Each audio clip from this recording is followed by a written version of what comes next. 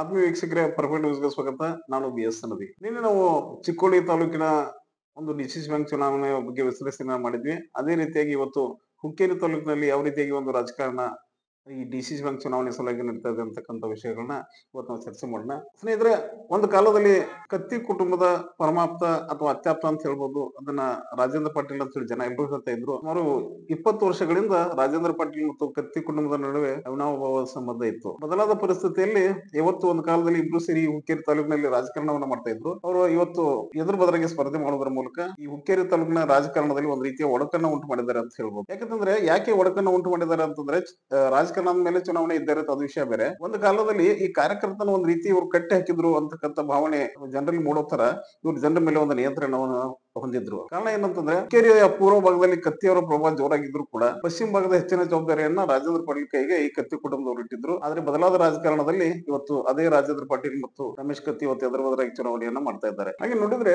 ರಾಜೇಂದ್ರ ಪಾಟೀಲ್ ಕತ್ತಿ ಕುಟುಂಬನ ರಾಜಕಾರಣದಿಂದ ಬಿಟ್ಟು ಹೋಗಿರೋದ್ರಿಂದ ಹೆಚ್ಚಿನ ತೊಂದರೆಯನ್ನು ಕತ್ತಿ ಕುಟುಂಬಕ್ಕೆ ಆಗಿಲ್ಲ ಅಂತ ಹೇಳ್ಬೋದು. ಯಾಕಂತಂದ್ರೆ ರಾಜೇಂದ್ರ ಪಾಟೀಲ್ ಅವ್ರು ಕೈ ಕೊಟ್ಟು ಹೋದ ತಕ್ಷಣ ಸಿಕ್ಕವರು AB ಪಾಟೀಲ್ರು. ಅಂದ್ರೆ ಒಬ್ಬ ಗೌಡ ಹೋದ, ಇನ್ನೊಬ್ಬ ಗೌಡ ಬಂದ ಅನ್ನೋ ಪರಿಸ್ಥಿತಿ ಸದ್ಯದ ಮಟ್ಟಿಗೆ ನಿರ್ಮಾಣ ಆಗಿದೆ. ಈ ರಾಜೇಂದ್ರ ಪಾಟೀಲ್ ಅಕಸ್ಮಾತ್ ಆಗಿ ಇವ್ರನ್ನೆಲ್ಲ ಏನ್ ಬಿಟ್ಟು ಹೋಗ್ತಿರ್ಲಿಲ್ಲ ಅಂತಂದ್ರೆ ಬಹುಶಃ AB ಪಾಟೀಲ್ ಮತ್ತು ರಮೇಶ್ ಕತ್ತಿ ಹೊಂದಾಣಿಕೆ ಆಗ್ತಾ ಇದ್ರು ಅಥವಾ ಇಲ್ಲೋ ಅಂತಕ್ಕಂಥ ಭಾವನೆ ಮೂಡಿ ಬರ್ತಾ ಇದೆ. ಯಾಕಂದ್ರೆ ಸಂಖ್ಯೆ ಸೋರದ ಅಷ್ಟು ಮುಖಂಡರು ಇವತ್ತೇನು ಜಾರಕಿಹೊಳಿ ಜೊತೆ ಗುರುತಿಸಿಕೊಂಡಿದ್ದಾರೆ, ಅವರೆಲ್ಲ ನಾನು ಹಿಂದೆ ಕೂಡ ನಾನು ಹೇಳಿದ್ದೆ, ಅವರೆಲ್ಲ ಕತ್ತಿ ಕುಟುಂಬದ ಗರಡಿಯಲ್ಲಿ ತಯಾರಾದಂತ ನಾಯಕರು, ಕೈ ಕೊಟ್ಟು ಹೋದ್ರು. ಆದ್ರೆ ಇವ್ರದ್ದೇನು ಸಾಮರ್ಥ್ಯ ಶಕ್ತಿ ಅನ್ನೋ ತಾವೆಲ್ಲ ಈಗಾಗಲೇ KB ಚುನಾವಣೆಯಲ್ಲಿ ನೋಡಿದ್ದೀರಿ. ಹೀಗಾಗಿ ಅಂತ ವ್ಯತ್ಯಾಸವೇನೋ ಈ KB ಚುನಾವಣೆ ಸಂದರ್ಭದಲ್ಲಿ ಇವರೆಲ್ಲ ಬಿಟ್ಟು ಹೋಗಿರೋದ್ರಿಂದ ಕತ್ತಿ ಕುಟುಂಬಕ್ಕೆ ಯಾವುದೇ ರೀತಿಯಾದಂತ ತೊಂದರೆ ಆಗಿಲ್ಲ. ಆದ್ರೆ ಏನೇ DCC ಬ್ಯಾಂಕ್ ಚುನಾವಣೆ ನಡೀತಾ ಇದೆ, ಈ ರಮೇಶ್ ಕತ್ತಿ ವಿರುದ್ಧ ಸ್ಪರ್ಧೆ ಮಾಡಿದವರು ಇದೇ ರಾಜೇಂದ್ರ ಪಾಟೀಲ್ ಅವರು. ಈಗಾಗಲೇ ರಾಜೇಂದ್ರ ಪಾಟೀಲ್ ಅವರು ನಾನು ಗೆಲ್ತೀನಿ ಅಂತಕ್ಕಂಥ ಒಂದು ಭರವಸೆಯನ್ನ ಜನರ ಮುಂದೆ ಹೇಳ್ತಾ ಇದ್ದಾರೆ. ಆದ್ರೆ ಆಂತರಿಕವಾಗಿ ನಾವೆಲ್ಲ ವಿಚಾರ ಮಾಡಿ ನೋಡಿದಾಗ ಈ ಗೆಲುವು ಅಷ್ಟೊಂದು ಸುಲಭವೂ ಅಲ್ಲ, ಸಾಧ್ಯವೂ ಇಲ್ಲ ಅಂತ ಕೂಡ ಹೇಳ್ಬೋದು. ಏನಾದ್ರು ರಾಜೇಂದ್ರ ಪಾಟೀಲ್ ಈ ಚುನಾವಣೆಯಲ್ಲಿ ಗೆಲ್ತಾರೆ ಅಂತಂದ್ರೆ ಅದೊಂದು ಅದ್ಭುತವಾದಂತ ಒಂದು ಪವಾಡ ಆಗ್ಬೇಕು, ಅಥವಾ 8ನೇ ಅದ್ಭುತ ಅಂತ ಕೂಡ ಹೇಳ್ಬೋದು. ಯಾಕಂದ್ರೆ ಇವರು ಸ್ವಯಂ ಸಮರ್ಥಕ್ಕಿಂತ ಇವರೆಲ್ಲ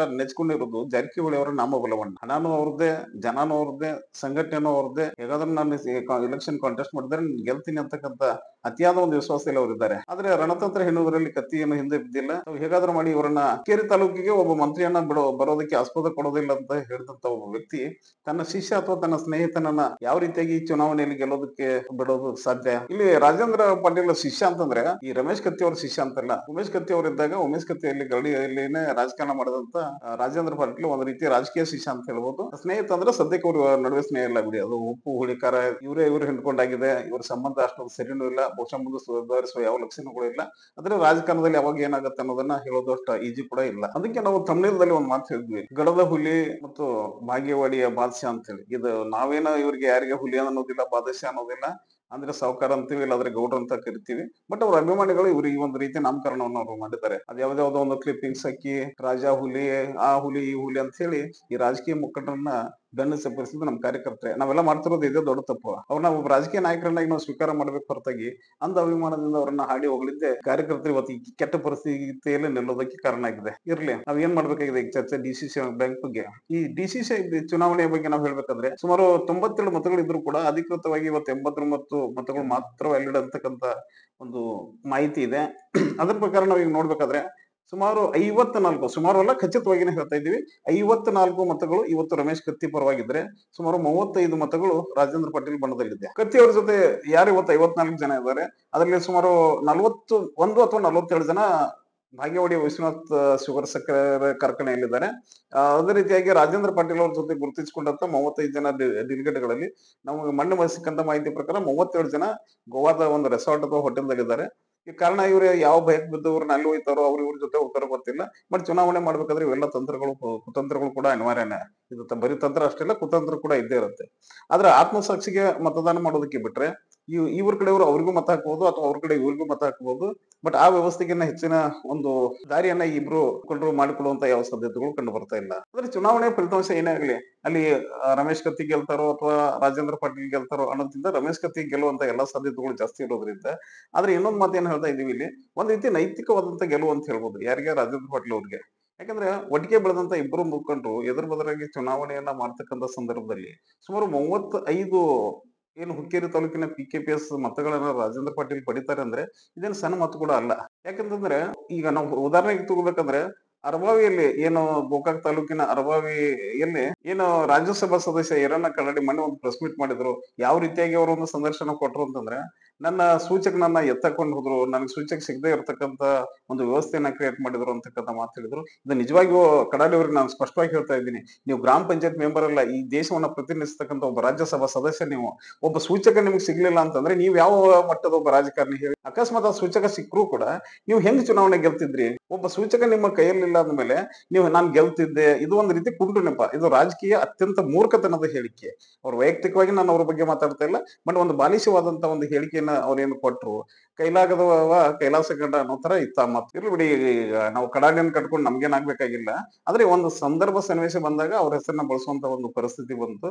ಇದು ಎಲ್ಲಾ ಲೆಕ್ಕಾಚಾರವನ್ನ ನಾವು ಹಾಕಿದ್ರೆ ರಾಜೇಂದ್ರ ಪಾಟೀಲ್ 35 ಡೆಲಿಗೇಟ್ಗಳನ್ನ ಇವತ್ತು ತಮ್ಮ ಪರವಾಗಿ ನಿಲ್ಲಿಸಿಕೊಂಡಿದ್ದಾರೆ ಅಂತ ಹೇಳಿದ್ರೆ ಒಂದ್ ರೀತಿ ನೈತಿಕವಾದಂತ ಗೆಲುವು ಕೂಡ ಅಂತ ಹೇಳ್ಬಹುದು. ಏನು ಕಳೆದ ಕಿವಿ ಚುನಾವಣೆ ನಡೀತು, ಆ ಸಂದರ್ಭದಲ್ಲಿ ರಮೇಶ್ ಕತ್ತಿ ಒಂದು ಮಾತು ಹೇಳ್ತಾ ಇದ್ರು, ಹೊರಗಿನವ್ರಿಗೆ ಅವಕಾಶ ಕೊಡಬೇಡಿ, ನಾವು ಒಳಗಿನವ್ರು ನಾವೇ ನಮ್ಮ ಕೈಯಲ್ಲಿ ಅಧಿಕಾರ ಇರ್ಲಿ ಅಂತ ಹೇಳಿ. ಆದ್ರೆ ಈ ಡಿಸಿಸಿ ಬ್ಯಾಂಕ್ ಚುನಾವಣೆ ಸಂದರ್ಭದಲ್ಲಿ ಇದೇ ರಮೇಶ್ ಕತ್ತಿ ಹಾರೋಗಿರಿಗೆ ಹೋಗಿ ಭಾಷಣ ಮಾಡ್ತಾರೆ. ಆದ್ರೆ ಅದು ರಾಯಬಾಗ್ ತಾಲೂಕು ಬರುತ್ತೆ. ಇವರು ಕೂಡ ಹುಕ್ಕೇರಿಯಿಂದ ರಾಯಬಾಗಕ್ಕೆ ಹೋಗಿ ಭಾಷಣ ಮಾಡಿದ್ರೆ ಇವರು ಕೂಡ ಅಲ್ಲಿ ಹೊರಗಿನವ್ರೆ. ಅದನ್ನ ಮತ್ತೆ ಮತ್ತೆ ನಾವು ಬೇರೆ ಸಂದರ್ಭದಲ್ಲಿ ಚರ್ಚೆ ಮಾಡೋಣ. ಆದ್ರೆ ಏನಾಗುತ್ತೆ, ಒಂದು ಪ್ರಜಾಪ್ರಭುತ್ವ ವ್ಯವಸ್ಥೆಯಲ್ಲಿ ಯಾರಿಗೊಂದು ನಿರ್ಬಂಧ ಅಥವಾ ಕಟ್ಟಪಡಿ ಇರೋದಿಲ್ಲ. ನಾವ್ ಈ ರೀತಿ ಹೇಳಿದ್ರೆ ನೀವು ಜಾರಕಿಹೊಳಿ ಪರ ಅಂತ ಹೇಳ್ತೀರಿ, ದೇವರನಿಗೂ ಖಂಡಿತ ನಾವು ಜಾರಕಿಹೊಳಿ ಪರ ಅಂತಾನೂ ಅಲ್ಲ, ಅಥವಾ ವಿರೋಧ ಅಂತಾನೂ ಅಲ್ಲ, ಅಥವಾ ಕತ್ತಿ ಪರ ಅಥವಾ ವಿರೋಧ ಅಂತಾನೂ ಅಲ್ಲ. ಏನು ಸತ್ಯ ಇದೆ ಅದನ್ನ ಹೇಳ್ಬೇಕು. ನಮ್ಗೆ ಮುಖ್ಯ ಇರೋದು ವೀಕ್ಷಕರು, ಈ ರಾಜಕಾರಣಿಗಳಲ್ಲ. ಇವ್ರು ಅಧಿಕಾರ ಇದ್ದಾಗ ಒಂದ್ ರೀತಿ ಇರ್ತಾರೆ, ಅಧಿಕಾರ ಇಲ್ಲದೆ ಇದ್ದಾಗ ಒಂದ್ ರೀತಿ ಇರ್ತಾರೆ. ನಾವು ನೀವೆಲ್ಲ ಕೂಡ ನೋಡಿದೀವಿ ಯಾವ ರಾಜಕಾರಣಿ ಬಂದು ಈ ಕ್ಷೇತ್ರದ ಜನರಿಗೆ ಎಷ್ಟು ಒಳ್ಳೇದು ಮಾಡಿದ್ದಾರೆ ಅಂತ ನೀವು ನೋಡಿದಿರಿ, ನಾವು ಕಂಡಿದ್ದೀವಿ. ಯಾಕೆ ನಾವು ಇಟ್ಟು ಕಠೋರವಾಗಿ ಹೇಳ್ತಾ ಇದ್ದೀವಿ? ಮೊನ್ನೆ ಕೆಲವೊಂದು ಏನು ಕೆಇಬಿ ಚುನಾವಣೆ ಇತ್ತು ಅದನ್ನು ತಾವು ಕೂಡ ನೋಡಿದಿರಿ, ಡಿಸಿಸಿ ಬ್ಯಾಂಕ್ ಚುನಾವಣೆಯನ್ನ ಕೂಡ ನೀವು ನೋಡಿದಿರಿ. ಕಾರ್ಯಕರ್ತರನ್ನ ಕಟ್ಕೊಂಡು ಕಾರ್ಯಕರ್ತರಿಗೆ ದೊಡ್ಡ ದೊಡ್ಡ ಭಾಷಣ ಬಿಗಿಯುವಂತ ಎಲ್ಲಾ ನಾಯಕರು ಈ ಡಿಸಿಸಿ ಬ್ಯಾಂಕ್ ಚುನಾವಣೆಯಲ್ಲಿ ಗೆದ್ದವರು ಯಾರು? ರಮೇಶ್ ಜಾರಕಿಹೊಳಿ ಮಗ ಅಮರನಾಥ್ ಜಾರಕಿಹೊಳಿ, ಸತೀಶ್ ಜಾರಕಿಹೊಳಿ ಅವ್ರ ಮಗ ರಾಹುಲ್ ಜಾರಕಿಹೊಳಿ. ಅದೇ ರೀತಿ ಲಿಂಗಾಯತರ ಟಮ್ ಕಾರ್ಡ್ ಏನು ಉರುಳಿಸಿದ್ರಲ್ಲ ಈ ಕತ್ತಿ ಬಂಧುಗಳು ಅಥವಾ ಎ ಬಿ ಪಾಟೀಲ್. ಈ ಕೊನೆಗೆ ಕೆಬಿ ಚುನಾವಣೆಗೆ ಅಧ್ಯಕ್ಷರನ್ನಾಗಿ ಯಾರು ಮಾಡಿದ್ರು? ಜೈನ ಸಮಾಜದ ಮಾವೂರ್ ನಿಲಜ್ಗಿ ಅವರನ್ನ ಮಾಡಿದ್ರು. ಇವ್ರಿಗೆ ಬೇಕಾದಾಗ ಜಾತಿ ಸಿಗತ್ತೆ, ಜಾತಿ ಬೇಕಾಗತ್ತೆ. ಅಧಿಕಾರ ಕೊಡುವ ಸಂದರ್ಭದಲ್ಲಿ ಯಾವ ಜಾತಿನೂ ಯಾರಿಗೂ ಲೆಕ್ಕಾಚಾರಕ್ಕೆ ಬರೋದಿಲ್ಲ. ಈ ಸಂದರ್ಭದಲ್ಲಿ ಕೆಬಿ ಬಗ್ಗೆ ಮಾತಾಡೋದು ಪ್ರಸ್ತುತ. ಮಾವೂರ್ ನಿಲಜ್ಗಿ ಒಳ್ಳೆ ವ್ಯಕ್ತಿ, ಒಪ್ಕೊಳ್ಳೋಣ. ಆದ್ರೆ ಸಮಾಜದ ಹೆಸರನ್ನ ಬಳಕೆ ಮಾಡಿಕೊಂಡು ಅಧಿಕಾರ ಸಿಕ್ಕ ಮೇಲೆ ನೀವು ಸಮಾಜವನ್ನ ಕಡೆಗಣನೆ ಮಾಡ್ತೀರಲ್ಲ ಅದು. ಆಮೇಲೆ ಅದನ್ನ ಮುಂದುವರೆದು ಹೇಳ್ಬೇಕಂದ್ರೆ, ಏನು ಜಾರಕಿಹೊಳಿಯ ಇಬ್ರು ಕುಟುಂಬದ ಕುಡಿಗಳು ಡಿಸಿಸಿ ಬ್ಯಾಂಕ್ ನ ನಿರ್ದೇಶಕರಾಗಿ ಆದ್ರು, ಅದೇ ರೀತಿಯಾಗಿ ಮೊನ್ನೆ ಕೆಇಬಿ ಚುನಾವಣೆಯಲ್ಲಿ ಎ ಬಿ ಪಾಟೀಲ್ ಅವರ ಮಗ ವಿನಯ್ ಗೌಡ ಪಾಟೀಲ್ ಮತ್ತು ರಮೇಶ್ ಕತ್ತಿ ಅವರ ಮಗ ಲವ ಕತ್ತಿ ಆಯ್ಕೆ ಆದ್ರು. ಈಗಲೂ ಹೇಳ್ತಾನೆ ಸಾರ್ವಜನಿಕರಿಗೆ ಮತ್ತು ವೀಕ್ಷಕರಿಗೆ, ಖಂಡಿತವಾಗಿ ಈ ರಾಜಕಾರಣದ ಜಂಜಾಟ ಅಥವಾ ಚುನಾವಣೆಯ ಒಂದು ಬಿಸಿ ಎದುರು ಬದುರು ಮಾತಾಡೋದು, ಒಬ್ಬರ ಮೇಲೆ ಆರೋಪ ಪ್ರತ್ಯಾರೋಪ ಮಾಡೋದು, ಬಹುಶಃ ಇನ್ನೊಂದ್ 2 ತಿಂಗಳು ಮಾತ್ರ ಇರುತ್ತೆ ಇದು. 2 ತಿಂಗಳಾದ್ಮೇಲೆ ಇವರೆಲ್ಲರೂ ಒಟ್ಟಿಗೆ ಮಿಲಾಟ ಇರ್ತಾರೆ. ಖಂಡಿತವಾಗಿ ಇದರಲ್ಲಿ ಯಾವ ಸಮಸ್ಯೆನೂ ಇಲ್ಲ. ಕಾರಣ ಯಾಕಂದ್ರೆ ನೀವು ಅಷ್ಟು ಹಟ್ಟೆಗೆ ಬಿದ್ದು ಚುನಾವಣೆಯನ್ನೇ ಮಾಡ್ತಾ ಇದ್ರೆ, ಮೊನ್ನೆ ನಡೆದ ಸಂಗಮ ಸಹಕಾರಿ ಸಕ್ಕರೆ ಚುನಾವಣೆಯಲ್ಲಿ ರಾಜೇಂದ್ರ ಪಾಟೀಲ್ ವಿರುದ್ಧ ಕತ್ತಿ ಪರಿವಾರದವರು ಯಾಕೆ ಅಭ್ಯರ್ಥಿಯನ್ನ ಹಾಕ್ಲಿಲ್ಲ? ಎಲ್ಲಿ ಅಧಿಕಾರ ಚೆನ್ನಾಗಿ ಸಿಗುತ್ತೋ ಅಲ್ಲಿ ಎಲ್ಲ ಇವ್ರು ಇರ್ತಾರೆ. ಸಂಗಮ ಸಕ್ಕರೆ ಕಾರ್ಖಾನೆ ಪರಿಸ್ಥಿತಿ ಈಗಾಗಲೇ ಎಲ್ಲರಿಗೂ ಗೊತ್ತಿದೆ, ನಡೀತಾ ಇದೆ, ಅದು ವಿಷಯ ಬೇರೆ. ಯಾಕಂದ್ರೆ ರೈತರಿಗೆ ನಾವು ಕೂಡ ತಪ್ಪು ಸಂದೇಶ ಕೊಡೋದು ಬೇಡ. ಹಠಮಾರಿತನದ ಒಂದು ರಾಜಕಾರಣ ಅಥವಾ ಒಂದ್ ಕೈ ನೋಡಿಯೇ ಬಿಡ್ತೀನಿ ಅಂತಕ್ಕಂಥ ಒಂದು ರಾಜಕಾರಣವನ್ನ ನೀವು ಏನು ಭಾಷಣದಲ್ಲಿ ಹೇಳ್ತೀರಿ, ಅದನ್ನ ಪ್ರಾಕ್ಟಿಕಲ್ ಆಗಿ ಬರ್ಬೇಕಾದ್ರೆ ನೀವು ಸಂಗಮ ಸಕ್ಕರೆ ಕಾರ್ಖಾನೆ ಚುನಾವಣೆಯನ್ನ ಆಡ್ಬೇಕಾಗಿತ್ತಲ್ಲ. ಯಾಕೆ ಇವರು ಸಂಗಮ ಸಕ್ಕರೆ ಕಾರ್ಖಾನೆ ಚುನಾವಣೆಗೆ ಕೈ ಹಾಕ್ಲಿಲ್ಲ ಅಂದ್ರೆ ಇದಕ್ಕೂ ಕೂಡ ಒಂದು ಕಾರಣ ಇದೆ. ಈ ಡಿಸಿಸಿ ಬ್ಯಾಂಕ್ ಹೆಚ್ಚು ಕಡಿಮೆ ನಮ್ ಕೈ ಬಿಟ್ಟು ಜಾರಕಿಹೊಳಿ ಮನೆಗೆ ಬರುತ್ತೆ ಅನ್ನೋದು ಕತ್ತಿ ಕುಟುಂಬದವ್ರಿಗೆ ಗೊತ್ತಿತ್ತು. ಯಾವುದೇ ಒಂದು ಡಿಸಿಸಿ ಬ್ಯಾಂಕ್ ಸಾಲ ಇಲ್ಲದೆ ಯಾವುದೇ ಸಕ್ಕರೆ ಕಾರ್ಖಾನೆಗಳನ್ನ ನಡೆಸ್ಕೊಂಡು ಹೋಗೋದು ಅಷ್ಟು ಸುಲಭವೂ ಅಲ್ಲ ಅಥವಾ ಸಾಧ್ಯವೂ ಅಲ್ಲ. ಇದನ್ನ ಮುಂದಾಲೋಚನೆಯಿಂದ ರಮೇಶ್ ಕತ್ತಿ ಆ ಚುನಾವಣೆಯನ್ನ ಅಥವಾ ಆ ಕಾರ್ಖಾನೆಯನ್ನ ಅವ್ರಿಗೆ ಬಿಟ್ಟು ಕೊಟ್ರು ಅಂತ ಹೇಳ್ಬೋದು. ಈಗ ಡಿಸಿಸಿ ಬ್ಯಾಂಕ್ ಈಸಿಯಾಗಿ ಸುಮಾರು ಒಂದು ಏನು 9 ಅಭ್ಯರ್ಥಿಗಳು ವಿರೋಧ ಆಯ್ಕೆ ಆದ್ರು. ಅದರಲ್ಲಿ 7 ಅಭ್ಯರ್ಥಿಗಳು ಖಾಸ್ ಬಾಲಚಂದ್ರ ಜಾರಕಿಹೊಳಿ ಅವರ ಒಂದು ಬಣದವರು. ಯಾಕೆ ಅವರ ವಿರೋಧ ಆಯ್ಕೆ ಆದವರು ಅಂದ್ರೆ, ಈ ಚುನಾವಣೆಗೆ ಸುಮಾರು ಅವರು 1 ವರ್ಷದಿಂದ ತಯಾರಿಯನ್ನ ಮಾಡ್ಕೊಂಡಿದ್ರು. ಈಗ ರಮೇಶ್ ಕತ್ತಿ ಅವರಿಗೂ ಕೂಡ ತುಂಬಾ ಅವಕಾಶಗಳಿತ್ತು.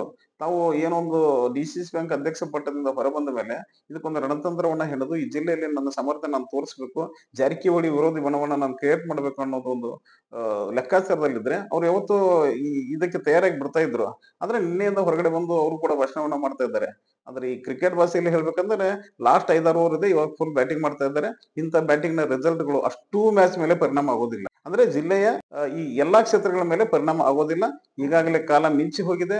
ಜಾರಕಿಹೊಳಿ ಬಣದವರು ಹೆಚ್ಚು ಕಡಿಮೆ 7 ರಿಂದ 9 ಜನ ಆಯ್ಕೆ ಕೂಡ ಆಗಿದ್ದಾರೆ. ಈ ರಾಜಕಾರಣಿಗಳ ಒಂದು ಕಿವಿ ಮಾತನ್ನ ಹೇಳೋದಕ್ಕೆ ನಾನು ಬಯಸ್ತಾ ಇದ್ದೀನಿ. ಏನು ಈ ಜನರಿಗೆ ಒಂದು ದ್ವೇಷದ ಭಾವನೆಯನ್ನ ತುಂಬಿ ಅಥವಾ ನಿಮ್ಮ ಅನುಕೂಲಕ್ಕೆ ತಕ್ಕಂತೆ ರಾಜಕಾರಣ ಮಾಡುವ ಸಲುವಾಗಿ ಜನರ ಮನಸ್ಸನ್ನ ಒಡೆದು ಅವರಲ್ಲಿ ವೈಮನಸ್ಸನ್ನ ಬಿತ್ತಿ ನಿನ್ನ ಮುಖ ಆ ಕಡೆ ಅವನ ಮುಖ ಈ ಕಡೆ ಅಂತಕ್ಕಂಥ ಒಂದು ರಾಜಕೀಯ ಸಿಸ್ಟಮ್ ಅನ್ನ ಕ್ರಿಯೇಟ್ ಮಾಡಿದಿರಲ್ಲ, ನಿಜವಾಗಿಯೂ ಅದು ಯಾರೇ ಇರಲಿ ಈ ಜಿಲ್ಲೆಯ ಎಲ್ಲಾ ರಾಜಕಾರಣಿಗಳು ನಿಮ್ ದಮ್ ಇದ್ರೆ, ತಾಕತ್ತಿದ್ರೆ, ನಿಜವಾಗಿಯೂ ಜನರ ಬಗ್ಗೆ ಚಿಂತನೆ ಇದ್ರೆ ಜನರ ಬಗ್ಗೆ ಕಾಳಜಿ ಇದ್ರೆ ಖಂಡಿತವಾಗಿ ನಾನು ಅಭಿವೃದ್ಧಿ ಸಲುವಾಗಿ ರಾಜಕಾರಣ ಮಾಡ್ತಾ ಇದ್ದೀನಿ ಅಂತಕ್ಕಂಥ ಮನಸ್ಥಿತಿ ಇದ್ರೆ ಯಾರ ಜೊತೆನೂ ಮುಂದೆ ಹೊಂದಾಣಿಕೆ ಆಗದೆ ನೇರ ನೇರ ಯುದ್ಧ ಮಾಡೋದನ್ನ ಕಲೀರಿ. ಅವಾಗ ಜನ ನಿಮ್ಮನ್ನ ನಿಷ್ಠಾವಂತ ನೇತಿನ ರಾಜಕಾರಣಿಗಳು ಅಂತ ಕರೀತಾರೆ. ಅದು ಹೋಗೋದ್ ಬಿಟ್ಟು ಇನ್ನೊಬ್ರು ಬೆಳಿತಾರೆ ಅಂತ ಅವ್ರನ್ನ ತುಳಿದು ಅವ್ರು ಬೆಳಿತಾರೆ ಅಂತ ಇನ್ನೊಬ್ರನ್ನ ಮುಗಿಸೋದು, ಈ ನಾಟಕನ ದಯವಿಟ್ಟು ಬಂದ್ ಮಾಡಿ. ಸುಮ್ನೆ ಅದೆಲ್ಲ ಬಿಟ್ಟು ಬೆಳಿತಕ್ಕಂತ ಯುವಕರ ರಾಜಕಾರಣದ ಭವಿಷ್ಯವನ್ನ ಹಾಳು ಮಾಡೋದು, ಎರಡನೇ ಹಂತದ ನಾಯಕರು ಮೇಲ್ಪಂಕ್ತಿಗೆ ಬರದೇ ಇರ್ತಕ್ಕಂಥ ರೀತಿಯಲ್ಲಿ ನೋಡ್ಕೊಳ್ಳೋದು, ಇದು ಯಾವ ರಾಜಕಾರಣದ ಲೆಕ್ಕಾಚಾರ? ಹೋಗ್ಲಿ ಇದೆಲ್ಲ. ಈ ಡಿಸಿಸಿ ಬ್ಯಾಂಕ್ ಚುನಾವಣೆ ಮುಗಿದ್ಮೇಲೆ ಹುಕ್ಕೇರಿ ತಾಲೂಕಿನ ಹೆಚ್ಚು ಕಡಿಮೆ ಅಷ್ಟು ರಾಜಕಾರಣಿಗಳ ಬಣ್ಣ ಏನು, ಬಂಡವಾಳ ಏನು, ಯಾವ ದುರುದ್ದೇಶ, ಯಾವ ದುರ್ಬುದ್ಧಿಯಿಂದ ನೀವು ರಾಜಕಾರಣ ಮಾಡ್ತಾ ಇದ್ರಿ, ರಾತ್ರಿ ಯಾರ್ಯಾರು ಅಲ್ಲಿ ಸೇರ್ಕೊಂಡು ಏನ್ ಮೀಟಿಂಗ್ ಮಾಡ್ತೀರಿ, ಹಗಲಿಗೆ ಜನರ ಮುಂದೆ ಯಾವ ರೀತಿಯ ಒಂದು ಭಾಷಣ ಮಾಡ್ತೀರಿ ಅಂತಕ್ಕಂಥದ್ದನ್ನ ವಿಡಿಯೋಗಳ ಸಮೇತ ಅಂದ್ರೆ ಪ್ರೂಫ್ ಸಮೇತನೇ ನಾವು ಅದನ್ನ ಜನರ ಮುಂದೆ ಬಿಚ್ಚಿಡ್ತೀವಿ. ಇಲ್ಲಿ ಯಾರು ಮುಚ್ಚುಮರೆನೂ ಇಲ್ಲ, ಅಥವಾ ಯಾರನ್ನ ಹೆದರಿಸುವ ಬದರಿಸುವ ತಂತ್ರನೂ ಅಲ್ಲ. ಹೊರಗಡೆ ಒಂದು ತೋರಿಸುವ ನಾಟಕನೇ ಬೇರೆ ನಿಮ್ದು, ಒಳಗಡೆ ಇರತಕ್ಕಂತ ಒಂದು ಡ್ರಾಮಾನೇ ಬೇರೆ. ಇವೆಲ್ಲಕ್ಕೂ ಅಂತ್ಯ ಹಾಡ್ಲಿಲ್ಲ ಅಂತಂದ್ರೆ ಖಂಡಿತವಾಗಿಯೂ ಕೇರಿ ವಿಧಾನಸಭಾ ಮತಕ್ಷೇತ್ರದ ಜನ ನಿಮ್ಮ ರಾಜಕೀಯ ಭವಿಷ್ಯವನ್ನ ಅಂತ್ಯ ಖಂಡಿತ ಹಾಡೇ ಹಾಡ್ತಾರೆ. ಡಿಸಿಸಿ ಬ್ಯಾಂಕ್ ಹುಕ್ಕೇರಿ ತಾಲೂಕಿನ ಚುನಾವಣೆ ಬಗ್ಗೆ ಒಂದು ಕನ್ಕ್ಲೂಷನ್ ಬರ್ಬೇಕಾದ್ರೆ ಯಾರೇ ಗೆದ್ರು ಕೂಡ ಅಂತರ ಕಡಿಮೆ ಅಂತ ಇಲ್ಲಿ ಹೇಳೋದಕ್ಕೆ ಆಗೋದಿಲ್ಲ. ನಾವು ಬೇರೆ ಬೇರೆ ಕ್ಷೇತ್ರದಲ್ಲಿ ಹೇಳ್ಬೋದು ಅಂತರ ಎಷ್ಟಿರುತ್ತೆ ಏನಿರುತ್ತೆ ಅಂತ ಹೇಳಿ. ಖಂಡಿತವಾಗಿಯೂ ಈ ಚುನಾವಣೆ ರಾಜೇಂದ್ರ ಪಾಟೀಲ್ ಅವರಿಗಿಂತ ರಮೇಶ್ ಕತ್ತಿ ಅವರಿಗೆ ಉತ್ತಮವಾದಂತಹ ಒಂದು ವಾತಾವರಣ ಕ್ರಿಯೇಟ್ ಆಗಿದೆ. ಅಕಸ್ಮಾತ್ ಏನಾದ್ರು ಜಾರಕಿಹೊಳಿಗಳು ಯಾವ್ದಾದ್ರು ದಾಳ ಉರುಳಿಸಿದ್ರೆ ಅಥವಾ ರಣತಂತ್ರ ಹೆಣೆದ್ರೆ ಒಂದ್ ರೀತಿ ಅಡ್ಡ ಮತದಾನ ಆಗಿದ್ರೂ ಆಗ್ಬಹುದು, ಆಗತ್ತೆ ಅಂತ ಹೇಳಕ್ಕಾಗಲ್ಲ. ಬಹುಶಃ ಆಗುವ ಸಂಭವಗಳು ಕೂಡ ತುಂಬಾ ಕಡಿಮೆ. ಯಾಕಂದ್ರೆ ರಮೇಶ್ ಕತ್ತಿಗೆ ರಾಜೇಂದ್ರ ಪಾಟೀಲ್ ಅವ್ರನ್ನ ಹೋಲಿಕೆ ಮಾಡಿದಾಗ ಇಲ್ಲಿ ರಮೇಶ್ ಕತ್ತಿ ಜಾರಕಿಹೊಳಿ ಒಂದು ಲೆವೆಲ್ ದಲ್ಲಿ ನೋಡ್ತಾರೆ, ಆದ್ರೆ ರಮೇಶ್ ಕತ್ತಿ ಅವರ ಈಕ್ವಲೆಂಟ್ ರಾಜೇಂದ್ರ ಪಾಟೀಲ್ ಅಂತ ಹೇಳಿ ಯಾರು ಕೂಡ ಕನ್ಸಿಡರ್ ಮಾಡೋದಿಲ್ಲ. ಹೀಗಾಗಿ ಅಡ್ಡ ಮತದಾನಗಳು ಆಗುವ ಸಾಧ್ಯತೆಗಳು ತೀರಾ ಕಡಿಮೆ ಇರುವುದರಿಂದ ರಾಜೇಂದ್ರ ಪಾಟೀಲ್ ಅವರಿಗಿಂತ ಇಲ್ಲಿ ರಮೇಶ್ ಕತ್ತಿ ಈ ಚುನಾವಣೆಯಲ್ಲಿ ಮುನ್ನಡೆಯಲ್ಲಿ ಇರ್ತಾರೆ ಅಂತ ಹೇಳಿ ಖಂಡಿತವಾಗಿ ಹೇಳ್ಬೋದು. ಇನ್ನು ಯಥಾ ಪ್ರಕಾರ ವೀಕ್ಷಕರಲ್ಲಿ ಮತ್ತೆ ಮತ್ತೆ ನಮ್ಮ ಮನವಿ, ನೀವು ದಯವಿಟ್ಟು ನಮ್ಮ ಚಾನೆಲ್ ಅನ್ನ ಸಬ್ಸ್ಕ್ರೈಬ್ ಮಾಡುವುದರ ಮೂಲಕ ನೀವು ಹೆಚ್ಚಿನ ಬಲವನ್ನು ತಂದುಕೊಳ್ಬೇಕು. ನಾವು ನಿನ್ನೆ ಮಾಡಿದಂತ ಒಂದು ಹುಡುಗಿಗೆ ಸುಮಾರು 150ಕ್ಕಿಂತಲೂ ಜಾಸ್ತಿ ಒಂದು ಸಬ್ಸ್ಕ್ರೈಬ್ ಮಾಡಿರುವುದು ನಮ್ಮ ಆತ್ಮವಿಶ್ವಾಸನ ಹೆಚ್ಚು ಮಾಡಿದೆ. ನಮ್ಮ ಹುಕ್ಕೇರಿ ತಾಲೂಕಿನ ಜನರಲ್ಲಿ, ಅದರಲ್ಲಿ ಮುಖ್ಯವಾಗಿ ನೀವು ನಮ್ಮ ಬೆಂಬಲಕ್ಕೆ ನಿಲ್ತೀರಿ ಅಂತಕ್ಕಂಥ ಭರವಸೆಯಿಂದ ನಾವು ಯಾವ್ಯಾವ ರಾಜಕಾರಣಿಗಳ ಬಂಡವಾಳ ಏನಂತಕ್ಕದನ್ನ ನಿಮ್ಮ ಮುಂದೆ ಬಿಚ್ಚಿರ್ತಕ್ಕಂಥ ಪ್ರಯತ್ನವನ್ನ ಮಾಡ್ತಾ ಇದ್ದೀವಿ. ನಮ್ಮ ಬಲ ನೀವೇ ಇರೋದ್ರಿಂದ ನೀವು ಸಬ್ಸ್ಕ್ರೈಬ್ ಮಾಡೋದ್ರ ಮೂಲಕ ನಮ್ಗೆ ಹೆಚ್ಚಿನ ಶಕ್ತಿಯನ್ನು ಕೊಡ್ಬೇಕಂತ ಹೇಳ್ತಾ ತಮ್ಮೆಲ್ಲರಿಗೂ ವಂದಿಸ್ತಾ ಇದ್ದೀನಿ. ದೇವರು ತಮ್ಮೆಲ್ಲರಿಗೂ ಒಳ್ಳೆಯದನ್ನ ಮಾಡಿ.